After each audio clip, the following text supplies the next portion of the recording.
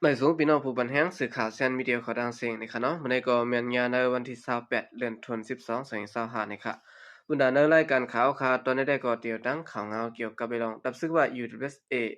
บันโดดตามตายผู้ชายก็หนึ่งนะคะเนาะย้อนเปิดขายหำคนตายนะคะเตียวดังข่าวเงาในเสียวก็มาพักรอนวันพี่น้องเขากว่านะคะห้องการผ่ายตัดสินนรินทร์พองงามว่าบันไดตับซึกว่า USA ไล่บันโดดตามตายผู้ชายก็หนึ่งนะคะย้อนเปิดมีรองต่างซะขยำก้นตายตีในเซเวียงโหปังนาลินอันตับซึกว่า USA เขากุมกำพองงามไว้นั่นว่าในเขาปางปันตามตายในไรจัดเฮ็ดตีโคงหอพิงแงตีในเวียงโหปังเมื่อเขายามกลางนา8 โมงนั้นเสร็จและไล่ผิดหมอกภูมิปุ่นพรห้องการเจเวียงหลายตีอันเกี่ยวข้องอีกปะดังประเมคนเมืองมาด้วยลองแตบตตราในอยู่นะครับผู้อันป่นเปลี่ยนมีดังพิษในเป็นสายอ่องลินอูอายุ24ปีเป็นกวนวันกุ้งนิ้วเอิ่งการกี้จุมกลางยีเวียงหนองเขียวเจดอนเกียกแม้จึงใต้บทห้องนะครับก่อนรู้เสียงใดกว่านั้นเป็นมองเกี่ยวโดยห้องโกล่าอายุ35ปีเป็นเจ้าเคอตางอยู่วันปางไกวกิ่งแพเสเวียงเมืองเงาะจึงใต้บทห้องนะครับจอมหนังก้นเจือนจำใจเขาลัดนั้นเขาสองก็ในมาเหตุการณ์จอมกันตีเวงโหปังเสร็จแล้วเมื่อเขาขยำกันตายนั้นเขาสองก็เลยมีลองพิษเถงว่ากันในห้องที่หนึ่งนะครับใจอ่องเรียนอูในมันมีนีย้อนการเรียนต่อรองเสียมกะมันก็ซ้ำเรียนยามอกำป้าและเขาสองก็เลยมีลองมอเถงกันเอาหมักหินป้อโหกันต่อพอถึงตายวันนี้ครับ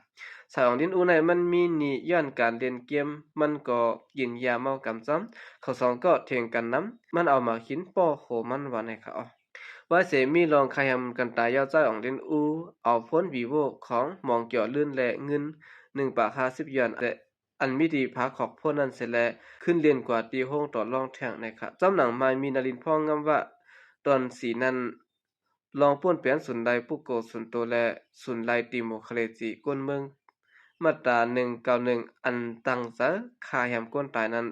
ได้เทียบตัดว่าเปลี่ยนลองย้อนว่าหลักฐานมันแห้งน่ะนะครับไว้เสลองกมาติงของงุ้นปฏิพร้อมโฮมว่าปืนเผาการกดทัดตั้งพิษลายโหยอยาวไล่บันตามตายผู้มีตั้งพิษใจอ่อนดินอู้โดยตั้งพิษอันว่าย้อนตั้งสาขยำก้นตายนั้นอยู่นะครับ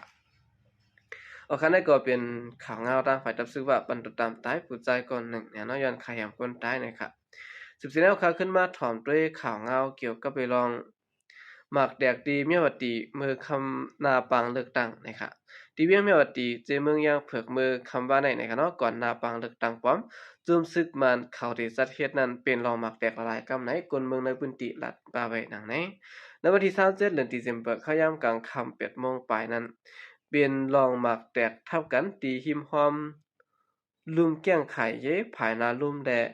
คงตรวจแคบกลางซะอันเฮ็ดไว้ที่ในปอกหมายสีเวียงเมียวตีนะครับเกี่ยวกับเวลาในสิแลกนเมืองเมียวตีก็หนึ่งลาดว่าหมากแตกตีนาลุมแก้งไข่เย้อันมีที่ภายนากัดเมียวตีนั่นเขาอันนั้นก็เลยฮู้ว่าย้อนหมากแตกแลจากหมากเติงยะลูกอ่อน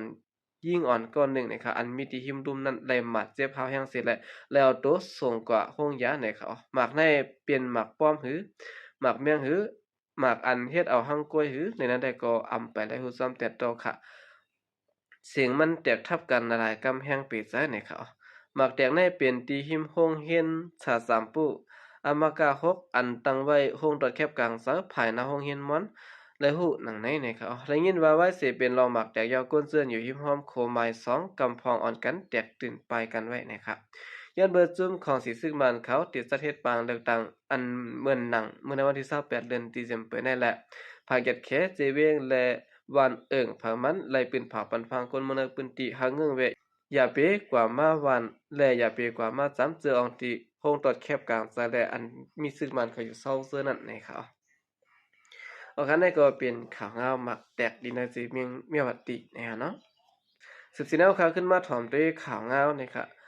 ทางฝ่ายเมืองไทยและกัมพูชางอลายปางตึกพองยามตะเลียวนะครับทาง GBC ไทยและกัมพูชานะครับเนาะร่วมกันลงลายมือเสออกเข้าเป็นเผากึดตึกคาราง72ชั่วโมงนะครับจุ่ม GBC ไทยและกัมพูชานะครับอุปโอตกลงได้จะลงลายมือร่วมกันเกี่ยวกับเรื่องลองกึดตึกจอมขอตกลงนะครับเนาะทางฝ่ายเมืองกัมพูชาก็พร้อมได้จะตัดกึดตึกกันทางไทย72ชั่วโมงตาแหลกลายลองปล่อยปันผู้ยอมศึก18ก็สิและ ในปางพบทบ2ฝ่ายอุบอู้มึดกือกันในมีผู้ปักตาเปิดด้วยเมืองอาเซียนเขาห่มจอมป้าในเขาเมื่อขย่ำกลางใน10โมงนั้นจอมซื้อหลงณัฐพลณปนิตนะครับพ้องลงภายแกดแคฮอดแผวตีกิกหลานเดียนดินโซขาวปานพักกาดเจเวงปุ่งนำด้อนเจดอนจันทบุรีสิแลเขาห่มปางกุลคอมติแลนดินไทยกัมพูชา GBC ในอยู่นะครับในจุ่มตัวแดนเมืองกัมพูชาเขานั้นป้าเจียมจอมซึกหลงดีไซหะนะครับพ้องลงภายแกดแคอีกบารังลุมผู้นำใน GBC นะครับในจุ่มตัวแดนไทยนั้นซ้ำมีจอมซึกหลงณัฐพงษ์โพแก้วนะฮะเนาะแกมจอมป้องกันศึกไทยและจุ่มกัมพูชาเขาเจ้าซื่อหลงยามปุระเต้นนะฮะแกมผู้นำลุมพ้องหลงภายแกดแคเมืองกัมพูชาเสียมสนัยบางฮบทบอุบโอบางกลุ่มบอกกำไรหึงอยู่หมอก30นิดในกล้วยวันนะครับจุ่ม GBC ไทยกัมพูชาเขาอุบกันเสร็จและไล่ลงได้มือข่มกันเตรียมออกขอปืนเผาอันตำวางไว้ลองกึดตึกจอมหนังโคตรลงนะครับตั้งภายเมืองกัมพูชาก็ไล่ใจกึดตึกตา72ชั่วโมงตาเลียงได้ลองปล่อยปันก้นตกของตั้งภายกัมพูชาตา18เกาะนะครับเนาะอันซึกไทยเขาตีเงียบได้ตีนาซึกนั้นนะครับไว้สี่สองภายอุบโอ้กันยาวดั้ง2ภายไล่ข่มกันลงลายมือตาออกขอปืนเผาอันเตรียมเน้ลองขอไล่ใจกึดตึกและลองโฮมมือกันเมื่อหน้าจ้ำหนังคอตกลงตีกัวลาลัมเปอร์เมื่อวันที่26เดือนธันวาคม25ปนมานั่นนะครับไว้สิอุบโอ้กันยาว2ภายไล่โฮมกันลงลายมือขอปืนเผาอันเตรียมเน้ลองกึดตึกและลองโฮมมือกันเมื่อหน้าจำหนังลิโคไม้ตีกัวลาลัมเปอร์เมืองไทยและเมืองกัมพูชาได้ลงลายมือกันไว้เมื่อวันที่26เดือนธันวาคม25นั่นนะครับย่อก็เมืองกัมพูชานะครับเนาะไล่ต่างลาดลองตาได้พร้อมจะกึดตึกตา72ชั่วโมงตาได้แลกได้หากปล่อยปันผู้ยอมซึกก้นซึกกัมพูชาตา18ก็อันถูกซึกไทยที่เงียบไว้พ้องปังตึกมือปาดอ่อนต่างนั้นจอมหนังได้อุบกันไว้นะครับจุ่มผู้ปาด้วยเมืองอาเซียน AOT นะครับเนาะอันเจ้าซึกหลงจัตวาสมสุนดิเสาปินมูซาผู้กับสารการซึกมาเลเซียที่เมืองไทยและโฮนาจุมเปิดด้วยจอมที่เมืองไทยอ่อนโหนั้นเกาะเขาห่มป้าจอมนะครับเอาคันนั้นก็เป็นข่าวเงานะครับเอาเงาลายต่างภายเมืองไทยและกัมพูชาเขาเลยมีลองอุปโอกึดตึกกันนะครับว่าเส